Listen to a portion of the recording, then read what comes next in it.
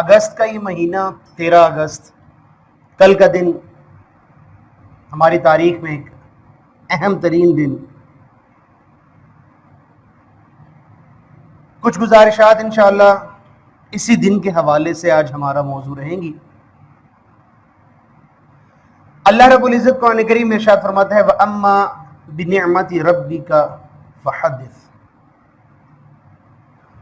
اور اپنے رب کی عطا کی ہوئی نعمت کا چرچا کرو، خوب چرچا کرو، بیان کرو اس کو. جو اللہ تعالیٰ تمہیں نعمت عطا فرمائے اس کو بیان کرو. اللہ تعالیٰ کی نعمتوں میں سے ہمارے لیے ایک بہت بیش قیمت نعمت خدا داد مملکت پاکستان کا وجود ہے. دوستان محترم، یاد رکھیے پاکستان کیا ہے، پاکستان کی حقیقت کیا ہے، پاکستان کی اساس کیا ہے، پاکستان کی بنیاد کیا ہے. آج ضرورت ہے خود بھی سمجھنے اور اپنی نسلوں کو بھی سمجھانے کی. پاکستان ایک نظریہ ہے.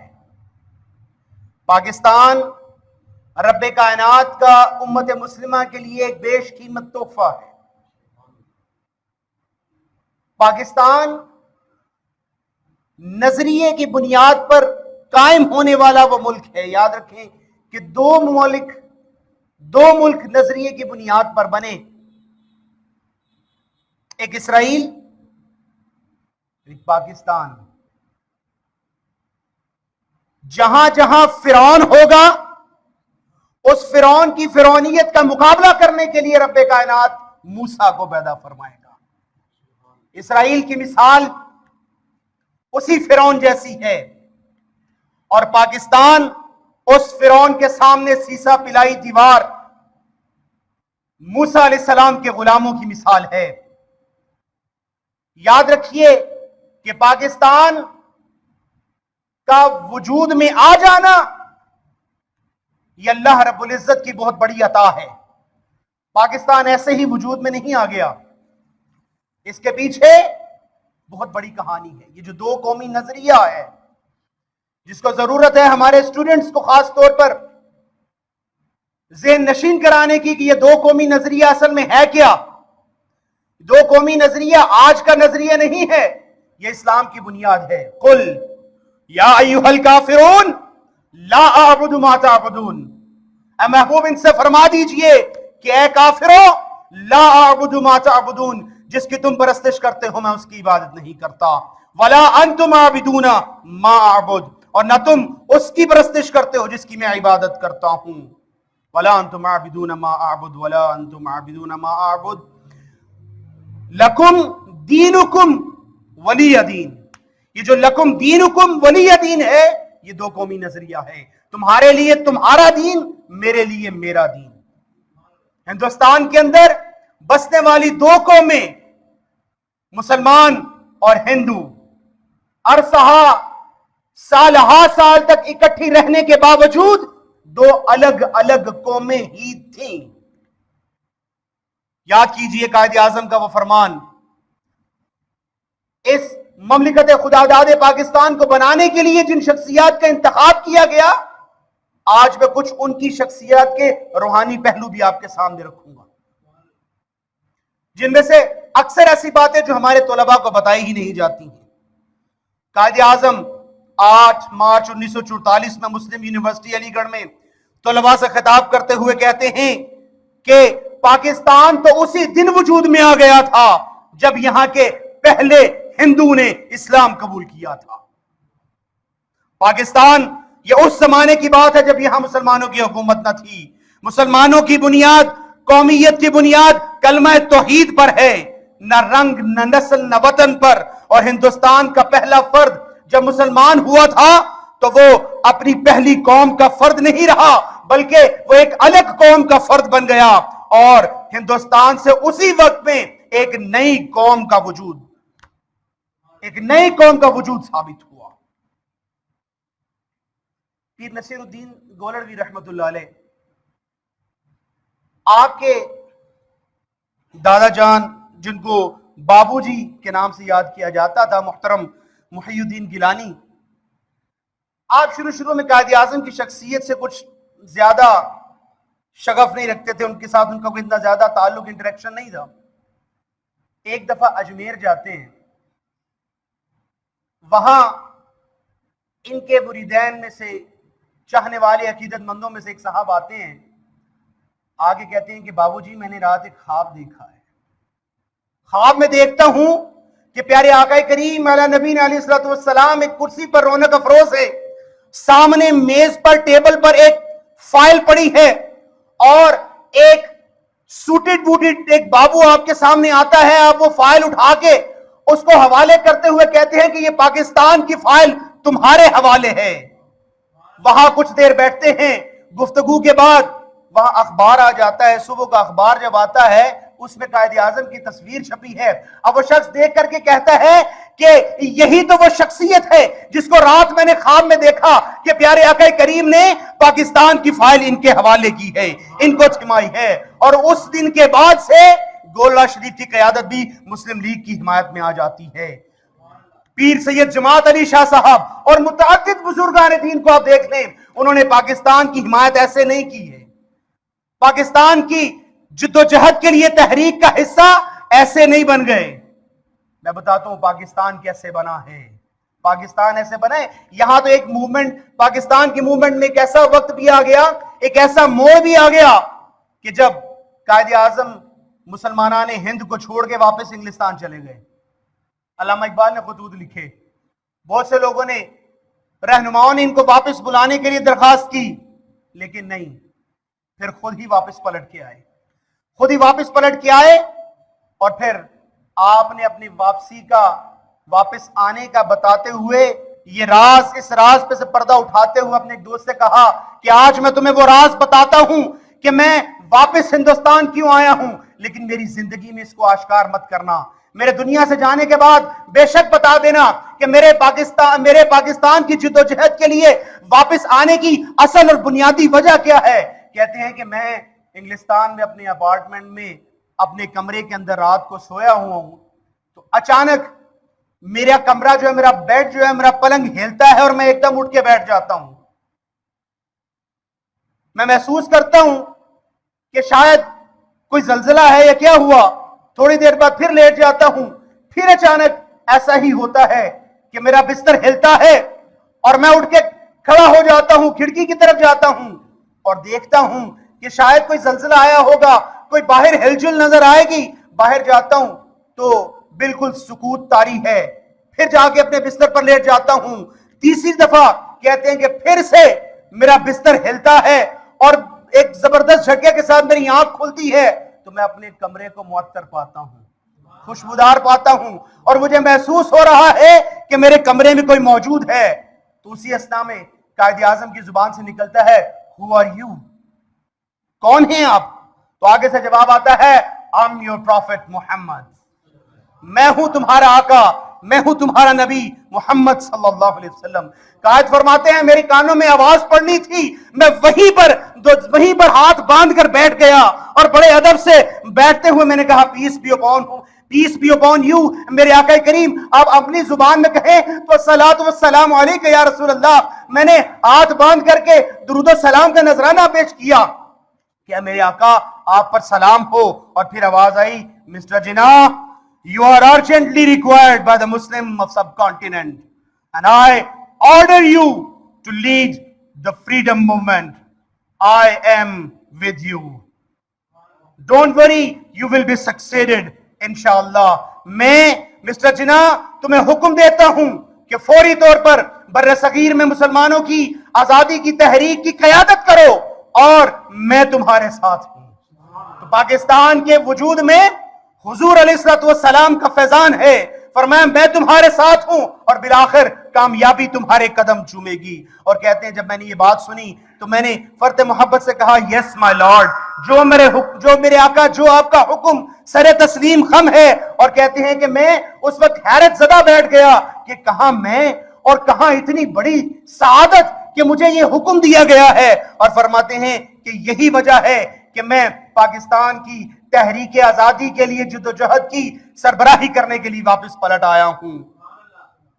اور دیکھیں، اپنی وفات سے 2 ماہ قبل قائد اعظم رحمت اللہ علیہ اپنی وفات سے 2 ماہ قبل جولائی 1948 میں لاہور میں اسکاؤٹ کی ریلی، بوائز اسکاؤٹ کی ریلی سے خطاب کرتے ہوئے کہتے ہیں، اور دیکھیں درد دیکھیں ان کا، ان سے خطاب کرتے ہوئے کہتے ہیں کہ میں نے اللہ رب العزت نے مجھے بے پناہ عزت دی ہے، بہت دولت دی ہے، بے حساب دولت دی ہے، اب میری زندگی کی صرف ایک ہی تمنا ہے، اب میری زندگی کی صرف ایک ہی تمنا ہے کہ میں مسلمانوں کو باوقار دیکھوں، مسلمانوں کو سربلند دیکھوں، اور میری خواہش ہے کہ جب میں مروں تو میرا دل گواہی دے کہ جناح دین اسلام سے خیانت اور پیغمبر اسلام حضرت محمد مصطفیٰ کی امت سے غداری کر کے نہیں آیا، وفادار رہ کر کے آیا ہے، اور مسلمانوں کی آزادی، ان کی تنظیم اور اس کے اتحاد میں اپنا کردار ادا کر کے آیا ہے، اور جب میں مروں تو میرا رب مجھے یہ کہے کہ اے میرے بندے تو مسلمان پیدا ہوا تھا اور مسلمان مر کے آیا ہے۔ یہ ہیں قائد اعظم محمد علی جناح۔ مولانا شبیر احمد عثمانی مکتبہ دیوبند کی ایک شخصیت، جو واحد شخصیت ہیں تحریک پاکستان میں قائد اعظم کے شانہ بشانہ کھڑے ہیں، جہاں ہم دیکھتے ہیں کہ بہت سے علماء پاکستان کے مخالف ہیں، وہاں یہ پاکستان کے حق میں، اور ان کو آزادی حاصل تھی، جب بھی چاہتے تھے جا کے قائد سے بالکل ڈائریکٹ ملتے تھے۔ کہتے ہیں کہ ایک روز میں صبح صبح قائد سے ملنے چلا گیا۔ یہ میں آپ کو ان کی روحانی شخصیت، ان کی شخصیت کا روحانی پہلو بتا رہا ہوں۔ روحانی پہلو ہر ایک شخص کی شخصیت کے ساتھ ہوتا ہے۔ روحانی پہلو کیا ہے؟ آپ کی ذات کا اللہ اور اس کے رسول کے ساتھ جو تعلق ہے، یہ آپ کا روحانی پہلو ہے۔ اس دنیا کے ساتھ جو تعلق ہے، یہ آپ کا ظاہری پہلو ہے، وہ باطنی پہلو ہے۔ اور قائد کا باطنی پہلو کیا تھا؟ روحانی پہلو کیا تھا ان کی شخصیت کا؟ مولانا شبیر احمد کہتے ہیں کہ میں قائد کے گھر پہنچتا ہوں تو کیا دیکھتا ہوں، مجھے راستے میں روک دیا جاتا ہے کہ ابھی قائد مصروف ہیں، آپ کو ڈرائنگ روم میں بٹھا دیتے ہیں کہ آئیں بیٹھے تھوڑی دیر یہاں انتظار کریں، قائد ابھی آ کے ملتے ہیں۔ مولانا شبیر احمد عثمانی کہتے ہیں کہ میں جا کر کے بیٹھ گیا، اور میں کچھ دیر بیٹھا، انتظار کرتا رہا، پھر میں نے اٹھ کے کمرے میں ٹہلنا شروع کر دیا۔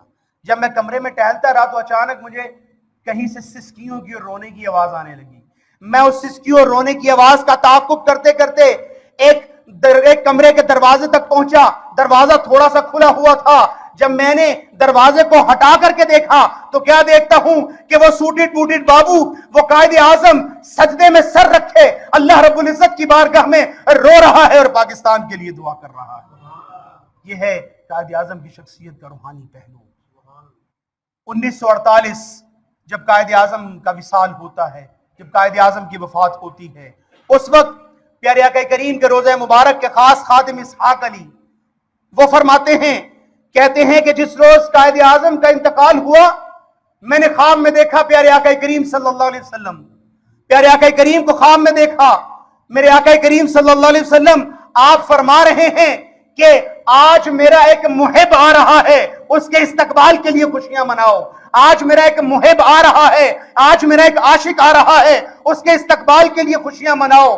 پوچھا جاتا ہے کہ یا رسول اللہ وہ کون سا محب آ رہا ہے؟ فرمایا محمد علی جناح آ رہا ہے۔ محمد علی جناح، یہ وہ شخصیات جن سے پاکستان بنانے کا کام لیا گیا ہے۔ علامہ اقبال جنہوں نے خواب دیا پاکستان کا، ایک الگ مملکت کا خواب دیا، علامہ اقبال کا کیا مرتبہ مقام بارگاہ مصطفیٰ میں ہے۔ خود آپ لکھتے ہیں کہ ایک دفعہ ایک سید زادے کشمیر سے چلتے ہوئے ملنے کے لیے آئے، جانتے نہیں تھے، پہلی دفعہ آئے، ملاقات ہوئی۔ کہتے ہیں علامہ اقبال کہتے ہیں کہ جب ملاقات ہوئی تو انہوں نے رونا شروع کر دیا۔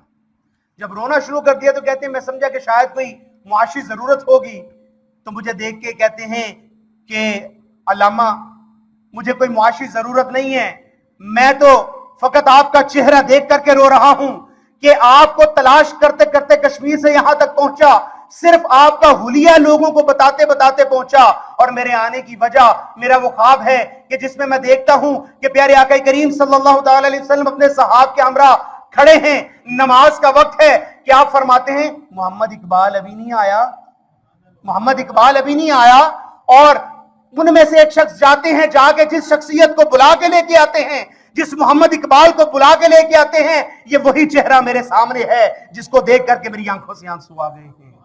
یہ ہیں علامہ اقبال, اور ان کی بات کیا سے کیا کروں کہ حضور تو یہ خطہ مملکت پاکستان کوئی معمولی خطہ نہیں ہے. یہ وہ خطہ ہے کہ جس طرف اپنا رخ انور کر کے حضور گہرے سانس لیا کرتے تھے اور کہتے تھے کہ مجھے یہاں سے اپنے دین کی خوشبو آتی, مجھے ٹھنڈی ہوائیں آتی ہیں. اقبال نے اسی لیے تو کہا تھا کہ میرے عرب کو آئی ٹھنڈی ہوا جہاں سے, میرا وطن وہی ہے, میرا وطن وہی ہے.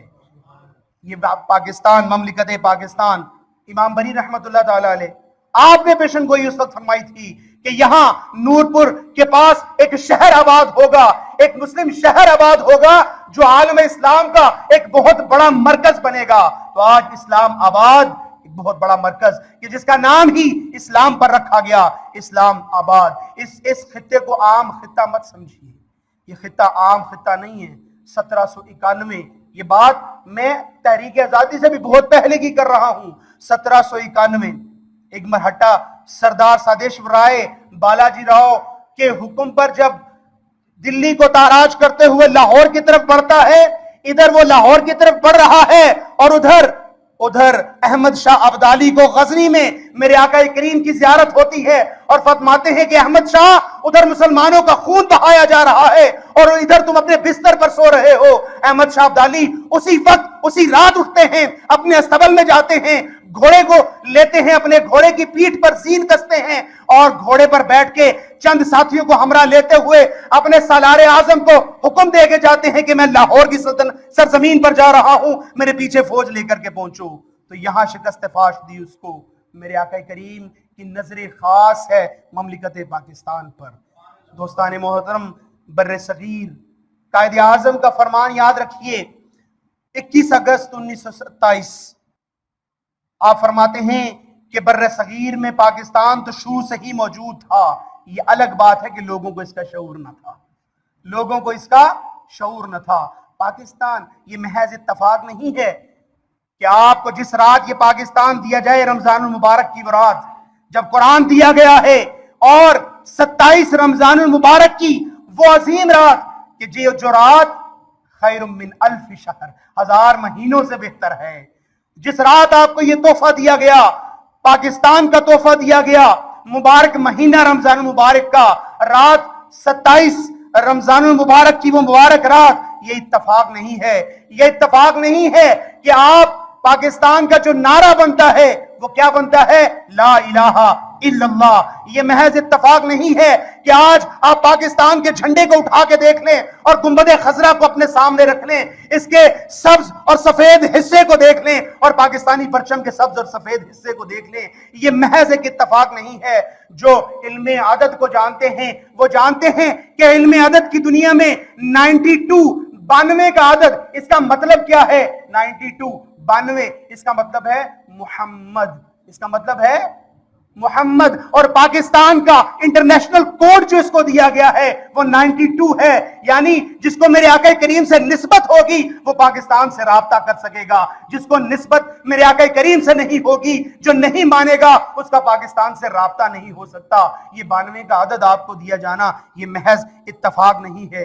دوستان محترم, میں تاریخ کو جب دیکھتا ہوں نا تو غزوہ حنین, مکہ فتح ہوا, پاکستانی بہت خوش قسمت ہو کہ آپ کے حصے میں کیا آیا ہے. آپ کے حصے میں اللہ اور اس کے رسول کی محبت آئی ہے, آپ کے حصے میں اللہ اور اس کے رسول کی محبت آئی ہے. دنیا والے اپنی اگر دنیا کی دولت پہ عیش و عشرت پر اتراتے ہیں تو مبارک ہو آپ کو کہ آپ کے حصے میں عشق مصطفیٰ کی خاص دولت آئی ہے. غزوہ فتح مکہ کے بعد غزوہ طائف ہوتا ہے, حنین ہوتا ہے. میرے آقا کریم کثرت سے مال و دولت نئے اسلام قبول کرنے والوں کو دیتے ہیں. ان کا تعلق اسلام سے, دل اسلام سے جوڑنے کے لیے کسی انصاری کی زبان سے نکل جاتا ہے کہ اگر تلوار چلے اور خون بہے تو ہم اٹھیں, اور اگر مال و دولت اور اگر دینے کی باری آتی ہے تو مال غنیمت میں جو ہے وہ مکہ کے لوگوں کو زیادہ نوازا جاتا ہے. میرے آقا کریم کو پتہ چلتا ہے, آپ تشریف لاتے ہیں اور صرف انصار مدینہ کو بلایا جاتا ہے کہ یہاں پر صرف انصار مدینہ ہو اور کوئی نہ ہو. یہاں پر حضور فرماتے ہیں क्या ये बात सच नहीं कि तुम गुमराह थे? अल्लाह रब्बुल इज्जत ने मेरी जरिए, मेरी बरकत से तुम्हें हिदायत अता फरमाई। हुजूर अपने इनायात, अपनी नवाज़शात गिनवाने के बाद, अपने एहसानात गिनवाने के बाद आप क्या बात फरमाते हैं? मुझे यकीन माने हुजूर के इस फरमान से फिर पाकिस्तान ही याद आता है। आप फरमाते हैं, क्या तुम इस बात पर राजी नहीं हो कि दुनिया के लोग दुनिया का मालूम मता ले जाएं और तुम मोहम्मद अरबी को अपने साथ ले जाओ? तुम्हारे हिस्से में मुहम्मदुर रसूलुल्लाह की मोहब्बत और इश्क आता है। दोस्तों, ये वही मोहब्बत और इश्क है जो खास तौर पर पाकिस्तान की सरजमीन को अता फरमाया गया है। यहां गाजी इल्मुद्दीन शहीद जैसे मौजूद हैं। जब राजपाल जैसा मलून सरकार की बारगाह में गुस्ताखी करता है, आप उठा के देख लें, यहां के बच्चे बच्चे को देख लें, यहां की सरजमीन को देख लें कि इनका बड़े से बड़ा नुकसान हो जाए तो शायद बर्दाश्त कर जाएं, मगर इनके सामने जब प्यारे आका करीम की शान में कोई गुस्ताखी की जाती है, कोई बदतमीजी की जाती है, और अगर एक फल बेचने वाला अपनी रेड़ी के ऊपर फल काटने वाली छुरी रख के बैठा है और उसका बस नहीं चलेगा, तो वो उसी को पकड़ के उस गुस्ताखे रसूल के पीछे पड़ जाएगा। दोस्तों, ये खास इश्क की दौलत आपको मिली है। ये खास इश्क की दौलत दुनिया घूम के देख लें, ये आपके हिस्से में दौलत आई है। देखें, गाजी इल्मुद्दीन शहीद का किरदार आपके सामने है। देखें, गाजी मुमताज कादरी का एक किरदार आपके सामने है। देखें, आमिर अब्दुर्रहमान चीमा, जब प्यारे आका करीम की शान में गुस्ताखी करते हुए कार्टून्स बनाए जाते हैं तो वहां लोग मुख्तलिफ अंदाज से एहतजाज करते हैं। यहां एक पाकिस्तानी सबूत है जो कि सीधा उस अखबार के इदारे में जा पहुंचता है और उस एडिटर को जख्मी कर देता है बुरी तरह से, बाद में से शहीद कर दिया जाता है। ये खास दौलत इश्क की किसके हिस्से में आई है? आपके हिस्से में आई है। दोस्तान मुहतरम, आज जरूरत है पाकिस्तान को हासिल करने के लिए जो कुर्बानियां हमारे बावजदाद ने दी थी, याद कीजिए उस वक्त को कि जब वहां से आने वाले मुहाजिरीन के साथ ये सलूक किया जाता था कि छोटे छोटे बच्चों को जो गोद में होते थे, मां की गोद से छीन करके हवा में उछाल दिया जाता था और नीचे नेजा रख दिया जाता था और वो छोटे छोटे बच्चे नेजे में परो दिए जाते थे। जब माओ को जिनके शिकमों में आने वाली रूहें होती थी, उनके शिकमों को काट के वो निकाल ली जाती थी। जो ट्रेनें यहां लाहौर पहुंचती थी वो खून से लथपथ पहुंचती थी। दोस्तों, जिन्होंने ये मनाजर देखे हैं, जिनके बावजदाद ने ये मनाजर देखे हैं, उनसे पूछ के देखिए कि पाकिस्तान की कदर कीमत क्या है। पाकिस्तान की कदर कीमत क्या है?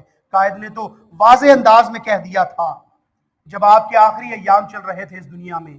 वफात से कुछ रोज कबल आप अपने मौलिज डॉक्टर रियाज से कहते हैं, डॉक्टर रियाज जो इनका इलाज कर रहे थे, उनसे कहते हैं कि जब मुझे इस हकीकत का एहसास होता है ना कि पाकिस्तान बन गया है, जब मुझे इस हकीकत का एहसास होता है कि पाकिस्तान बन गया है, तो मेरी रूह को किस कदर इत्मीनान हासिल होता है तुम जान नहीं सकते। ये वो मुश्किल काम था जो मैं तने तन्हा नहीं कर सकता था, और मेरा ईमान है कि ये रसूलुल्लाह सल्लल्लाहु अलैहि वसल्लम का रूहानी फैज है कि आज पाकिस्तान बन चुका है, आज पाकिस्तान बन चुका है। और आखिर में आप कहते हैं कि अब ये पाकिस्तानियों का फर्ज है कि वो इसे खिलाफते राशिदा का नमूना बनाए। खिलाफते राशिदा का, आज सेकुलर माइंड, सेकुलर जहन जो कहते हैं कि जी पाकिस्तान का जो है वो वजूद इस्लामी ममलिकत नहीं है, तो सोच लें कि पाकिस्तान को बनाने वाली शख्सियत ये कहती हैं कि पाकिस्तान हमने जमीन का एक टुकड़ा हासिल करने के लिए नहीं लिया, हमारा मकसूद एक ऐसी तजुर्बागाह हासिल करना था जहां हम अल्लाह और उसके रसूल के कवानीन को अपना सकें, जहां हम अल्लाह और उसके रसूल के कवानीन को अपना सकें। और याद रखिए, आपका फर्ज क्या है, आपका इस हिस्से में किरदार क्या है, अपनी नस्लों को बताइए। खुदारा, आज इस बात को देख करके सुन करके दुख होता है जब कुछ लोग ये कहते हैं कि पाकिस्तान ने हमें क्या दिया, पाकिस्तान ने हमें क्या दिया। आप ये सोचें कि आपने पाकिस्तान को क्या दिया। क्या हमने पाकिस्तान इसलिए बनाया था कि हमें मिर्चों के अंदर ईंटें पीस के मिलावट करके दी जाए, हमें दूध के अंदर पानी मिलावट करके दिया जाए, हम अपनी जात को तो सामने रखें मगर पाकिस्तान के मफाद को भूल जाएं।